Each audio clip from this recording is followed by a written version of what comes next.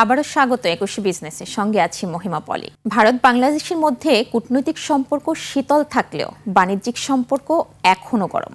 ধারাবাহিকভাবেই বাড়ছে ভারত থেকে বাংলাদেশে পণ্য আমদানি। 2024-25 অর্থ বছরেও ভারত থেকে বাংলাদেশে পণ্য আমদানি বেড়েছে প্রায় 8%। দুদেশের মধ্যকার বাণিজ্যে ভারতের অংশীদারিত্ব প্রায় 85%। সাদাত হাবিবি সেতু রিপোর্ট। রাজনৈতিক পট পরিবর্তনের পর শেখ হাসিনার ভারতের অবস্থানকে ঘিরে ঢাকা দিল্লি সম্পর্কের আস্থা সংকট তৈরি হয়। 2025 সালে বাংলাদেশকে দেয়া ট্রান্সশিপমেন্ট সুবিধা বাতিল করে ভারত। স্থলবন্দর দিয়ে ভারতে বাংলাদেশে তৈরি পোশাক, প্রক্রিয়াজাত খাদ্য, পাট পণ্য রপ্তানিতে বিধিনিষেধ আরোপ করে দেশটি। বাংলাদেশও ভারত থেকে সুতা আমদানির ক্ষেত্রে স্থলবন্দর ব্যবহারের সুযোগ বন্ধ করে দেয়। পাল্টাপাল্টি এসব পদক্ষেপে দুদেশের মধ্যে চলছে শীতল সম্পর্ক। তবে শীতল সম্পর্কের প্রভাব নেই দ্বিপাক্ষিক বাণিজ্যে। ভারত থেকে বাংলাদেশের পণ্য আমদানি বেড়েছে। 2025-এর প্রতিবেদনে দেখা যাচ্ছে, গত 2024-25 অর্থবছরে শুধু ভারত থেকে আমদানি ব্যয় প্রবৃদ্ধি 7.83%, আর বাংলাদেশের পণ্য আমদানিতে ব্যয়ের প্রবৃদ্ধি হয়েছে 2.44%। পরিসংখ্যান বলছে 2023-24 অর্থবছরে ভারত থেকে আমদানি হয় 898 কোটি 90 লাখ ডলারের পণ্য। এক বছরে 7.83% বেড়ে 2024-25 অর্থবছরে ভারত থেকে আমদানি হয়েছে 969 কোটি 30 লাখ ডলারের পণ্য। দেশভিত্তিক আমদানি ব্যয় নিয়ে অর্থনৈতিক সমীক্ষা 2025-এ বলা হয়েছে, মোট পণ্য আমদানির মূল্যের ভিত্তিতে 2024-25 অর্থবছরে চীন থেকে সর্বোচ্চ আমদানি করা হয়, যা দেশের মোট আমদানির 30.02%। দ্বিতীয় ও তৃতীয় অবস্থানে রয়েছে যথাক্রমে ভারত আর যুক্তরাষ্ট্র। মোট আমদানিতে ভারতের অংশ ছিল 14.18%।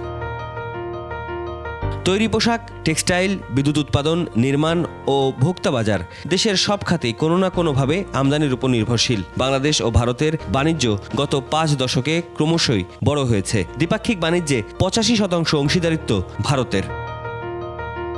সাদাত হাবিবি সেতু, একুশে টেলিভিশন, ঢাকা। দেশের বাজারে স্বর্ণের দাম আবারও বাড়ল। এবার প্রতি ভরির দাম ছাড়ালো 2.5 লাখ টাকা, যা সোনার দামের নতুন মাইলফলক। নতুন দাম অনুযায়ী সবচেয়ে ভালো মানের বা 22 ক্যারেটের 1 ভরি সোনার দাম এখন 2,52,467 টাকা।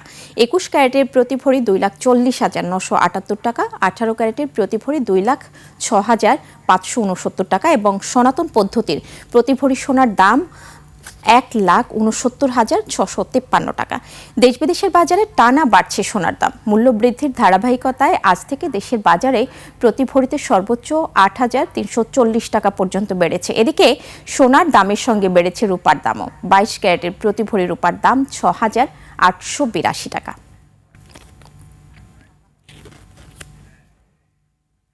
বিতর্কের মুখে একীভূত 5 ব্যাংকের আমানতকারীদের 2024 ও 2025 সালের জন্য মুনাফা না দেওয়ার সিদ্ধান্ত থেকে সরে এসেছে বাংলাদেশ ব্যাংক। ফলে আমানতকারীরা মুনাফা পাবেন। বাংলাদেশ ব্যাংক বলছে 2 বছরের জন্য ব্যাংকগুলোর আমানতকারীরা 4% হারে মুনাফা পাবেন, আর চলতি বছর থেকে বাজার ভিত্তিক মুনাফা দেয়া হবে।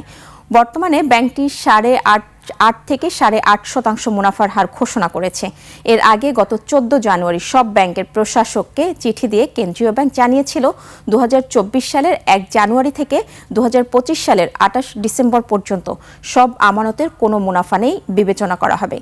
কেউ মুনাফা তুলে থাকলে হেয়ারকাট তথা মূল থেকে সমন্বয় করা হবে। এ বিষয়টি নিয়ে বিতর্ক তৈরি হয়।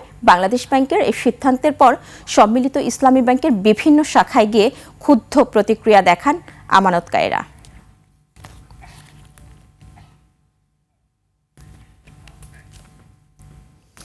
যুক্তরাষ্ট্রের সাথে বাণিজ্য চুক্তির অনুমোদন প্রক্রিয়া স্থগিত করেছে ইউরোপীয় ইউনিয়ন।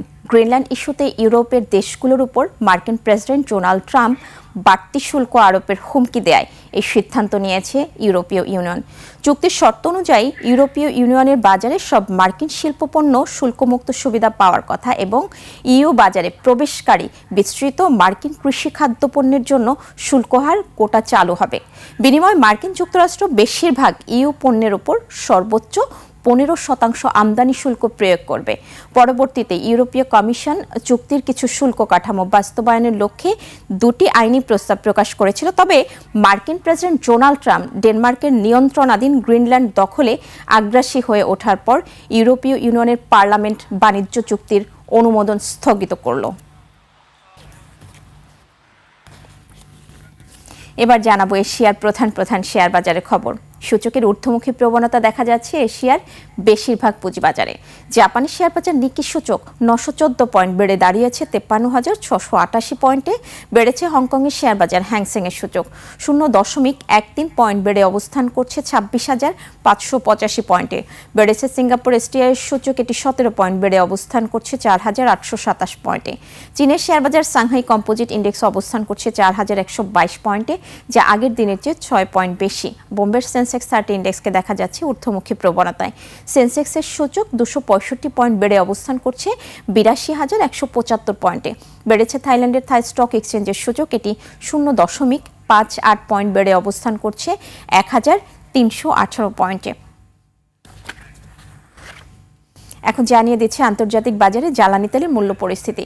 বিশ্ব বাজারে জ্বালানি তেলের দাম কমেছে। মার্চ 2026 সরবরাহ চুক্তিতে ক্রুড অয়েল ব্রেন্ট ব্যারেল প্রতি বিক্রি হচ্ছে $65.15, যা আগের দিনের চেয়ে প্রতি ব্যারেলে $0.09 কম। এবার জানাবো আন্তর্জাতিক বাজারে সোনা ও রূপার দাম। আন্তর্জাতিক বাজারে কমেছে স্বর্ণের দাম। প্রতি আউন্স স্বর্ণ বিক্রি হচ্ছে $4,824, যা আগের দিনের চেয়ে $6.78 কম। বেড়েছে রূপার দাম। প্রতি আউন্স রূপা বিক্রি হচ্ছে $94, যা আগের কার্যদিবসের তুলনায় $0.95 বেশি। আন্তর্জাতিক বাজারে গম, তুলা, চিনি ও সয়াবিন তেলের বাজার দর জানাবো। বিশ্ববাজারে বেড়েছে গমের দাম। শিকাগো বোর্ড অব ট্রেডে মার্চ 2026 সরবরাহ চুক্তিতে প্রতি বুসেল গমের ভবিষ্যৎ মূল্য দাঁড়িয়েছে 509.25 সেন্টস, যা গত দিনের চেয়ে 1.50 সেন্টস বেশি। আন্তর্জাতিক বাজারে তুলার দাম কমেছে। মার্চ 2026 সরবরাহ চুক্তি অনুযায়ী প্রতি পাউন্ড তুলার মূল্য দাঁড়িয়েছে 64.24 সেন্টস, যা গত দিনের চেয়ে 0.06 সেন্টস কম। বিশ্ববাজারে বেড়েছে চিনির দাম। মার্চ 2026 সরবরাহ চুক্তি অনুযায়ী প্রতি পাউন্ড নাম্বার 11 চিনির মূল্য এখন 14.74 সেন্টস, যা এর আগের কার্যদিবসের চেয়ে 0.02 সেন্টস বেশি। বিশ্ববাজারে কমেছে সয়াবিন তেলের দাম।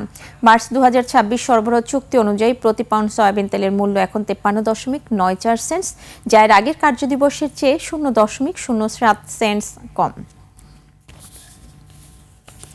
এবার টাকার সঙ্গে প্রধান আন্তর্জাতিক মুদ্রার বিনিময় হার। আন্তঃব্যাংক লেনদেনে আজ ব্যাংকগুলো মার্কিন ডলার কিনছে 121 টাকা 70 পয়সা এবং বিক্রি করছে 122 টাকা 70 পয়সায়। ব্রিটিশ পাউন্ডের ক্রয় মূল্য 162 টাকা 2 পয়সা এবং বিক্রয় মূল্য 169 টাকা 17 পয়সা। ইউরোর ক্রয় মূল্য 141 টাকা 70 পয়সা এবং বিক্রয় মূল্য 147 টাকা 79 পয়সা। জাপানি ইয়েন ক্রয় হচ্ছে 73 পয়সা আর বিক্রি হচ্ছে 81 পয়সায়। এদিকে ব্যাংকগুলো কানাডিয়ান ডলার কিনছে 87 টাকা 65 পয়সা, বিক্রি করছে 90 টাকা 64 পয়সায়। ভারতীয় রুপির ক্রয় মূল্য 1 টাকা 25 পয়সা এবং বিক্রি ক্রয় মূল্য 1 টাকা 42 পয়সা।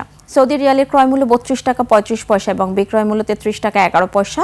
মালয়েশিয়ান রিঙ্গিত ক্রয় হচ্ছে 29 টাকা 91 পয়সা আর বিক্রি হচ্ছে 30 টাকা 81 পয়সায়।